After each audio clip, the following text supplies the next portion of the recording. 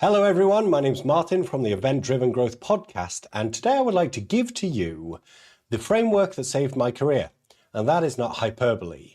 I used to do summits, so medium-sized events, and after every event, pulsing the attendees, we would get 7 out of 10 on our feedback. Obviously, we always asked people, what can we do? What do you need from us? What do you want from the events that we produce? And we would make a whole heap of changes. We would implement them and it would never make any difference. And in fact, one time when I was kind of at my very wit's end, we decided to tackle every single piece of feedback. We spent so much money on trying to fix all of these kind of challenges and pieces of feedback. Thankfully, we had an amazing sponsorship team that managed to help us in that endeavor. And you could probably guess what happened. Absolutely nothing. Still stuck at 7 out of 10. So I knew that we were missing something. And as one last hurrah, I decided to start to interview the attendees. And I kind of figured in my head, why do people go to B2B events? And I would say more or less they go to, in some way, shape or form, improve their career. So I asked them, what is the secret sauce to your career? Like, how did you get to where you are?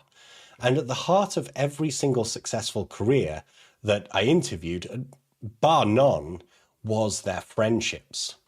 And so taking that kind of concept, that purpose, I decided to spend ages studying how friendships are formed. Ages and ages, like every book, every piece of content I could get my hands on, I wanted it. Networking, bonds, connection, culture, everything. And then I devised an event process and a whole event model designed around the motto, friends help each other. And if it did not connect to that motto, it did not go in. So keynote speeches were gone, panel discussions were gone, because let's be honest, how many times have your attendees kind of gone to a networking event only for the first half to be not dominated by sales pitches and panel discussions? And then at the very end, you're given a cocktail in a sea of people and it's good luck. So I think we're about done with those types of events. Would you agree? Let me give you the framework to fix this.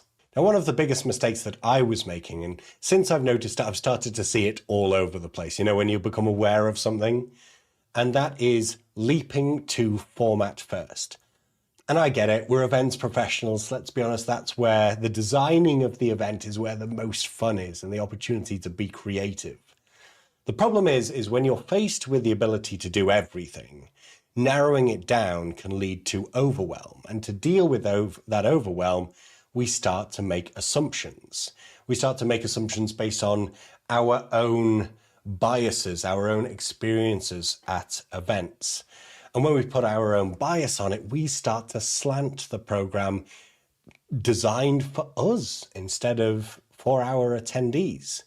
So what we need to do is step back and address it in a different way. And the first thing we do there is step one, understand the customer need, right? We've all heard this a million times, and I'm pretty sure you've probably got your customer profiles already done. However, those customer profiles are done based on what they need from you as a solution or service provider. We now need to do it again to discover what our audience needs in terms of an event. And that might take a little bit of lateral thinking, because I think the only way to do events, particularly now, is attendee first or attendee led. So understanding what they need is going to help you so much moving forward. So find a program, run through the attendee needs, and that will help us move to the next step, which is crafting on purpose. And all we need to do here is select one of the 3 purposes. Unfortunately, to make it easier, there are only 3, and decide which of those is going to be our North Star moving forward. Now, it's important to note here, purpose when it comes to an event is slightly different to purpose as you might have as your organization, right? You've probably got a reason, a purpose for you existing, which can be infinite, right, as your creativity. But when it comes to an event, the purpose of an event existing is connected to the attendee need. And there are only three. So let me break down these three. Number one, educational. That is where we take an attendee from point A to point B over a skills-based development process. So point A, I've no idea how to build a website. To point B, I've just built my own first website. And we've learned the skills along the way to do that. One of the mistakes that I see in a lot of educational programs is, yes, they create all of these kind of learning opportunities, but they're quite sporadic and they don't have that narrative. So the attendees leave thinking, I feel like I've learned something, but I'm not entirely sure what. So creating that narrative is crucial. The second one is the relationship-driven one. That is your networking, that is your friendships, that is where you can grow, establish, or reconnect relationships that exist beyond the confines of the event. So often an event can be like a connective tissue where people at opposite ends of countries or in different countries completely can meet that once a year and it's like, oh, it's so good to see you. So understanding how relationships are formed, because gone are the days, if these were ever days in the first place, that you can stick a bunch of people in a room, give them a cocktail and say, good luck. Can't do that anymore. So that is purpose number two. Purpose number three is our transformational experience. These are often done by coaches.